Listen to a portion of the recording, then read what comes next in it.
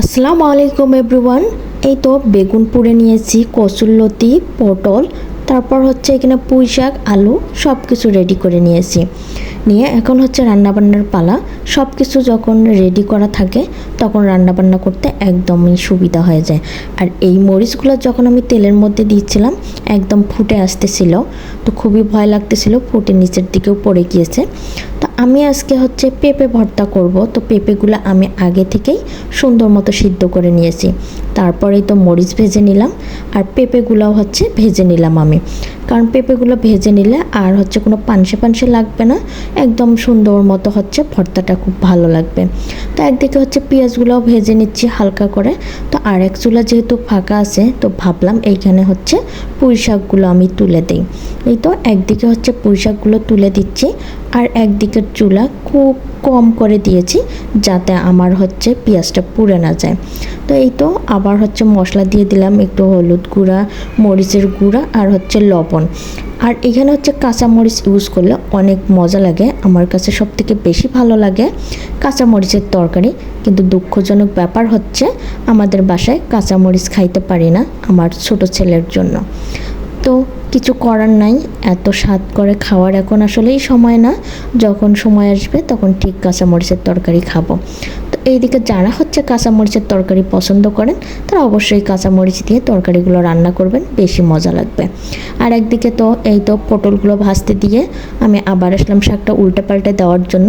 আর শাক তুলে দেওয়ার পরপরই হচ্ছে ভালো করে যদি উল্টে পাল্টে দেওয়া যায় তাহলে সবুজ রঙটা কিন্তু থেকেই যায় আর সবুজ রঙটা নষ্ট হয় না।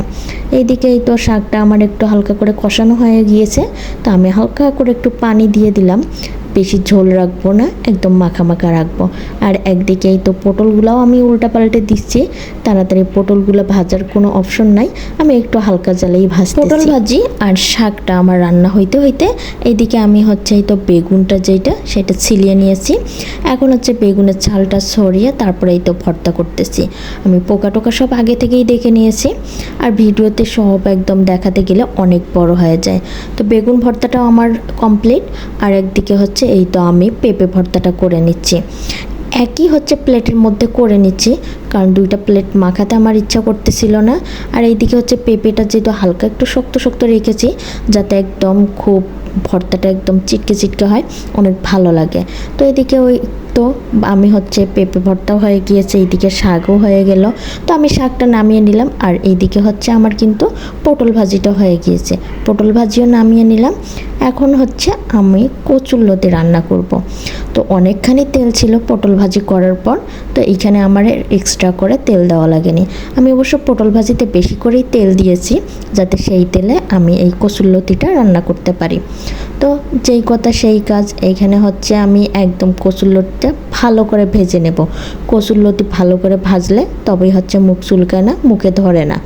যতই হচ্ছে আপনি রসুন দেন যাই দেন, তারপরেও যখন হচ্ছে কচুরলতি ভেজে এইভাবে রান্না করবেন তখন আর একদমই মুখে ধরবে না। তো আমি সব কিছু মশলা দিয়ে ভালো করে কষিয়ে এই তো হচ্ছে কষিয়ে বলতে ভেজে নিয়েছি, ভাজার পরে পানি দিয়েছি, একদম এই তো আমার হচ্ছে কচুরলতি রেডি। আর আমি খাইতেও বসে গিয়েছি। আজকে ইফতারিতে কোনো হচ্ছে ভাজা পোড়া খাইনি, ডিরেক্ট ভাত খাইতে বসছি। তো কচুরলতি দিয়েই দেখেন আমি খুব মজা করে খেয়েছি। আজকের মতো এই পর্যন্ত।